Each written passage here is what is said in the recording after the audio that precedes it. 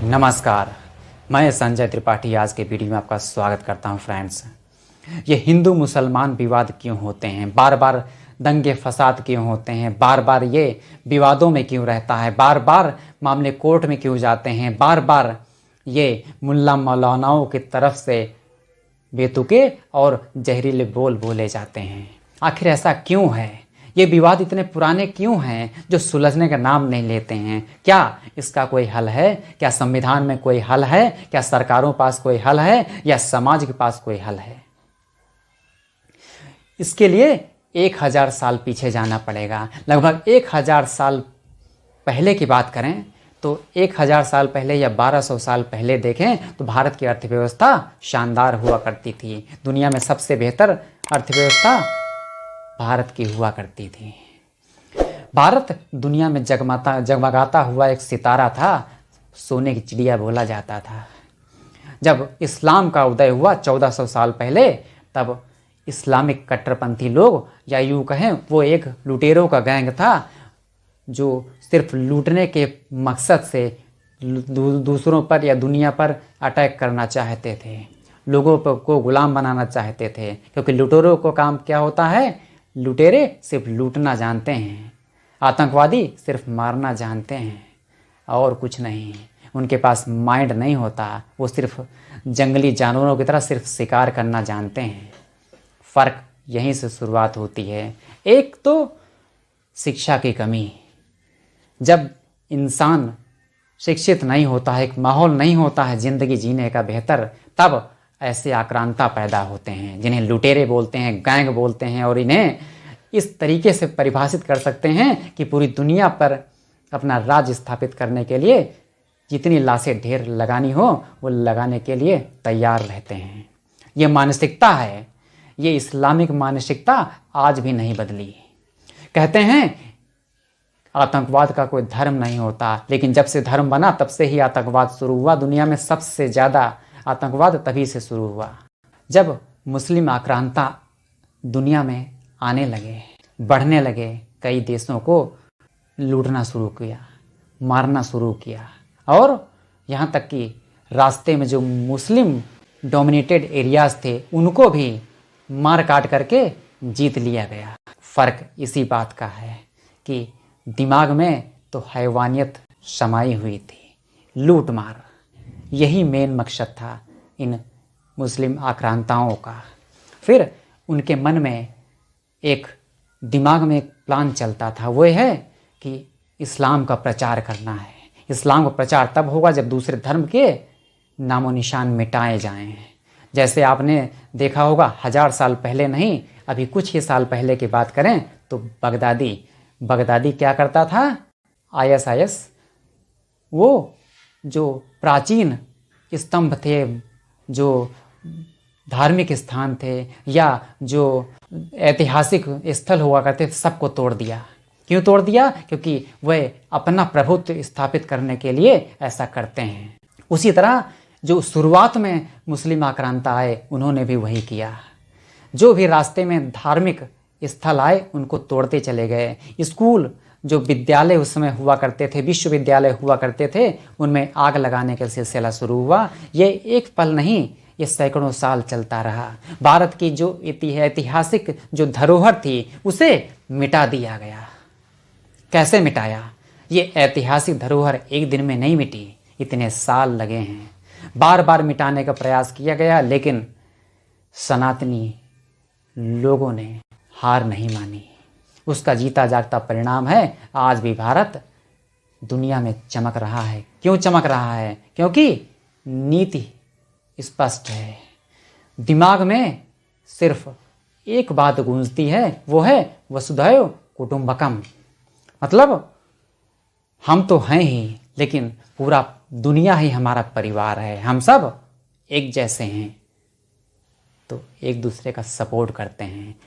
हिंदू धर्म एक ऐसा मात्र एक धर्म है जो धर्म नहीं, एक जीने का तरीका है। आर्ट ऑफ लिविंग बोलते हैं, एक स्टाइल है जीने का।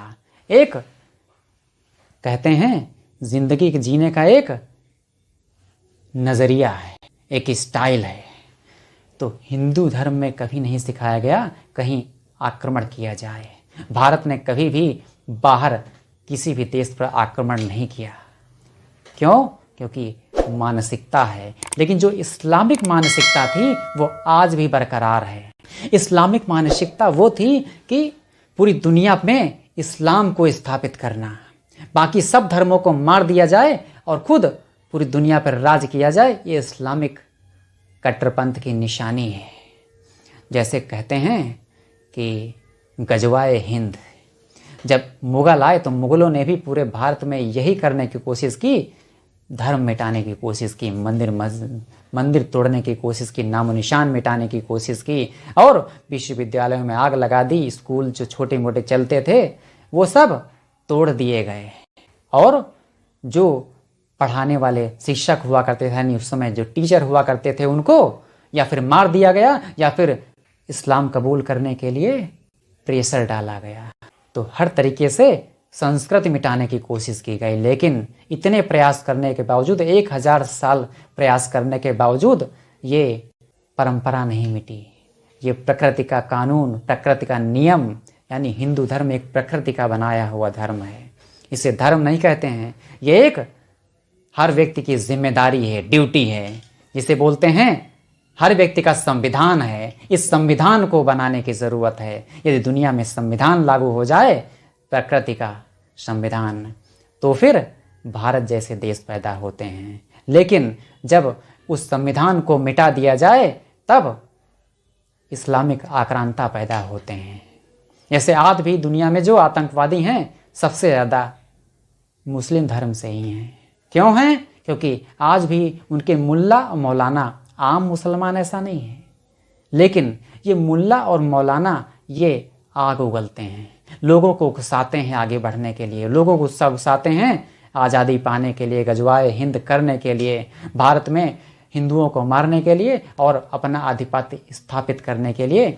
ये एक पुराना दिमाग में बसाया गया एक सिस्टम है जो निकालना आसान नहीं है, क्योंकि ये कट्टरपंथी लोग कभी भी हिंदू मुसलमान को एक नहीं होने देंगे। हिंदू मुसलमान का भाईचारा हमेशा से कहते आए, भाईचारा, अरे कौन सा भाईचारा है कि आप बार बार मंदिर तोड़ते जाओ, बार बार आप वही करो जो नहीं करना चाहिए और भाईचारा है। ये नेताओं की आज़ाद भारत से ऐसी सरकारें बनी जिन्होंने एक तरफा फैसला करते हुए मुस्लिम धर्म को बचाने का, बढ़ाने का और सपोर्ट करने का काम किया शुरुआती सरकारों ने, जिसका परिणाम है कि वो मजबूत होते चले गए, कट्टरपंथी विचारधारा बढ़ती चली गई। ये विचारधारा है। जैसे पहले जो मुसलमान आक्रांता थे उन्होंने कब्जा किया, बाद में ईसाई आक्रांता हैं जिन्हें हम लोग अंग्रेज कहते हैं, अंग्रेज नहीं, अंग्रेज शब्द मत बोलिए, वो ईसाई आक्रांता थे, यानी ईसाई धर्म से संबंधित थे। पहले मुस्लिमों का फिर ईसाइयों का कब्जा। सोचिए इन धर्मों में क्या है? कुछ नहीं, कट्टरपंथी स्टाइल सिखाया जाता है। ये हर समय ये सोचते हैं अपने धर्म में लोगों को जोड़ा जाए, बढ़ाया जाए, हमें तो कोई फ़र्क नहीं पड़ता, कोई आए या जाए कोई फ़र्क नहीं पड़ता, लेकिन ये हर समय ये सोचते हैं अपनी आबादी बढ़ानी है। हिंदू धर्म में 1 2 3 बहुत हो गए, 4 हो गए, लेकिन मुस्लिम में कोई गिनती ही नहीं, 50-50 100-100 बच्चे पैदा करने के लिए बैठे हैं, मतलब दुनिया की आबादी में अपना सिक्का जमाने के लिए। लेकिन जब गरीबी की बात आती है तो हाथ उठा उठा के चिल्लाते हैं, हाय मैं गरीब हूँ। अरे गरीब हो तो गरीबी के बीज तो आप लोगों ने खुद बोए हैं। आप अशिक्षित हैं तो आपने बीज खुद बोए हैं। आपने वो काम नहीं किया जो आपको करना चाहिए था। आपको संविधान के अनुसार चलना चाहिए था, माइंडसेट के अनुसार चलना चाहिए था, लेकिन आपने वो सोचा जो आपको अच्छा लगता था कि वही करेंगे जो हमारा मन करता है, हमारा मजहब कहता है। मजहब क्या होता है? मजहब है कट्टरपंथी विचारधारा। जो कुरान ने कहा, कुरान में जो लिखा है उसको हर मौलाना ने अलग अलग तरीके से बोलकर एक नया इतिहास बनाया, नई हदीस बनाई और हदीस पे चलने का एक कट्टरपंथी विचारधारा बना ली। जो अनपढ़ मुसलमान है वो बड़ी जल्दी इनके बहकावे में आ जाता है। क्यों? क्योंकि उसे कुछ पता ही नहीं क्या कुरान में लिखा है क्या संविधान में लिखा है, क्या इंसान का धर्म है, कुछ नहीं पता। इसीलिए इनके फॉलोअर्स बढ़ते हैं।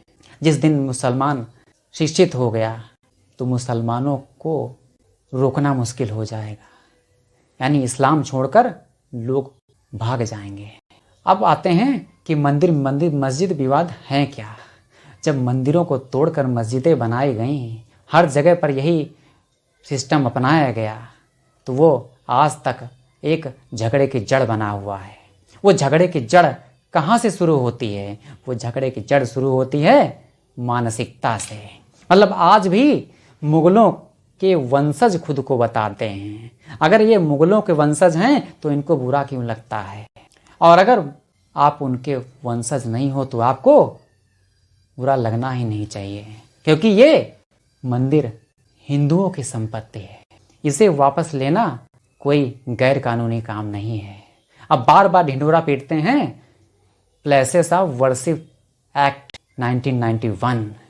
नेताओं की फितरत होती है वोट बैंक लेना, वोट बैंक के अनुसार ही मुस्लिम को ट्रीट किया, लेकिन मुस्लिमों को कवच पहनाने की कोशिश की। अरे लुटेरे थे, बार बार लूटने की आदत पड़ गई, अब कहते हो माफ़ी भी नहीं मांगेंगे और हम छोड़ेंगे भी नहीं। क्या कहना चाहते हो? मतलब माफ़ी भी नहीं मांगते हो अपने कर्मों के लिए, क्योंकि आप अपने आप को मुगलों के, मुस्लिमों, आक्रांताओं के वंशज बताते हो, फिर भी माफ़ी नहीं मांगना चाहते। जो खराब कर्म किए हैं उसकी माफ़ी मांग लो तो ये विवाद खत्म हो सकते हैं, क्योंकि विवादों की तो शुरुआत हुई है। वो गाना था अभी तो पार्टी शुरू हुई है, बहुत दूर तक जाएगी। ये विवाद इसीलिए हैं, बार बार मामले क्यों बढ़ रहे हैं। जैसे आज ये अयोध्या का शिलान्यास हो रहा है, एक शुरुआत हो रही मंदिर बनने की तरफ। उसी तरफ मामला काशी का कोर्ट में है, ज्ञानवापी मस्जिद का, मथुरा का कोर्ट में है और कुतुब मीनार का कोर्ट में है। हर जगह के विवाद खुद इन लोगों ने पैदा किए। बाद में कहते हैं मुस्लिमों को दबाया जा रहा है, कमज़ोर बनाया जा रहा है। मुस्लिम को दबाया नहीं जा रहा है, मुस्लिम अपने आप को कमज़ोर बना रहा है, ये मानसिकता अपना के। ये आपके पिछड़ेपन का नतीजा नहीं, आपकी सोच का एक नज़रिया है, जो सोच आपको कमज़ोर बनाती है। भविष्य में इसी वजह से इस्लाम कमज़ोर पड़ेगा। दुनिया में 55 या 57 देश ऐसे हैं जो इस्लामिक देश हैं। भारत सिर्फ एकमात्र देश है जो हिंदू राष्ट्र है। पूरे तौर से हिंदू राष्ट्र बना भी नहीं, लेकिन हिंदुओं का देश है, सनातन देश है। लेकिन इतने देश होने के बावजूद, दुनिया की इतनी बड़ी आबादी होने के बावजूद, फिर भी कहते हैं इस्लाम खतरे में है, फिर भी कहते हैं इस्लाम को दबाया जा रहा है। अरे आप तो कहीं भी जाके बच सकते हो, हिंदुओं के लिए सिर्फ एकमात्र यही देश है। इसलिए बार बार ये मनमानी करने की ज़रूरत नहीं है। वो करो जो देश के संविधान ने कहा है। देश का जो असली संविधान था वो तो लोगों के सामने आया ही नहीं। ये नकली संविधान जो लोगों को दिखाया गया वो था शुरुआत की सरकारों का, जिन्हें हम लोग कहते हैं वो आज़ादी के क्रांतिकारी थे। क्रांतिकारी नहीं, वे वैसे लोग थे, सिर्फ सत्ता से बढ़ के कुछ नहीं, वे वो लोग थे जो दुश्मन से हाथ मिलाते थे, जिनको हम लोग 15 अगस्त को कहते हैं अंग्रेज़ों से आज़ादी मिली। उनके साथ उठना बैठना हर समय नेहरू का था। क्यों था? गांधी का था। क्यों था? कौन सी दोस्ती थी? फ़र्क पड़ता है सोच का। मतलब जो कांग्रेस की मानसिकता है वो भी इसी तरह की है कि देश को सिर्फ अपने मतलब के लिए, अपने मकसद के लिए और अपने फ़ायदे के लिए इस्तेमाल किया जाए। देश बचाना नहीं था उनका मकसद। देश तो कांग्रेस ने गंवा दिया, अपने हाथ से तिब्बत गया, पाकिस्तान गया, बांग्लादेश गया, बलूचिस्तान गया और कश्मीर का खेल ऐसा नेहरू ने खेला कि पूरे देश में 70 साल तक विद्रोह चलता रहा, तबाही चलती रही। क्यों? धारा 370 सेट कर दी गई, जिसकी वजह से आज तक कश्मीर में वही कट्टरपंथी विचारधारा घूमती रही। जो हम लोग मुगलों के लिए बोलते हैं, मुगलों ने मारकाट मचाई, वही मारकाट 1991, 90, ये सब ऐसे साल थे जब कश्मीरी पंडितों को भगाने की गजब की साजिश की गई। उनका कहना था कश्मीर से हिंदुओं को भगा दो। जब भगा दिया तो आज तक राज करते आए। कुछ गिने चुने परिवार ही आगे बढ़े। क्यों बढ़े? क्योंकि उनको बढ़ावा दिया गया। केंद्र में सरकार होती थी कांग्रेस की और कश्मीर में सरकार होती थी या फिर फारूक अब्दुल्ला परिवार की या फिर महबूबा परिवार की। क्यों ऐसा था? क्योंकि कोई तो जाल था। इन सब बातों पे अलग अलग एक एक सिंगल टॉपिक पर डिटेल्ड वीडियो बनाऊंगा। आप इस वीडियो को यदि पसंद करते हैं तो हर व्यक्ति तक शेयर करें। जो व्यक्ति भारत को विश्व गुरु होते हुए देखना चाहता है, भारत को महाशक्ति बनते हुए देखना चाहता है, सुपर पावर बनते हुए देखना चाहता है, जो व्यक्ति अपने देश को आगे बढ़ते हुए देखना चाहता है, वो जरूर इस वीडियो को लाइक करेगा, शेयर करेगा और सब्सक्राइब जरूर कीजिएगा, क्योंकि इससे भी बेहतर वीडियोस, डिटेल्ड वीडियोस हर एक टॉपिक पर आपको मिलते रहेंगे। सो फ्रेंड्स, मिलते हैं नेक्स्ट वीडियो में।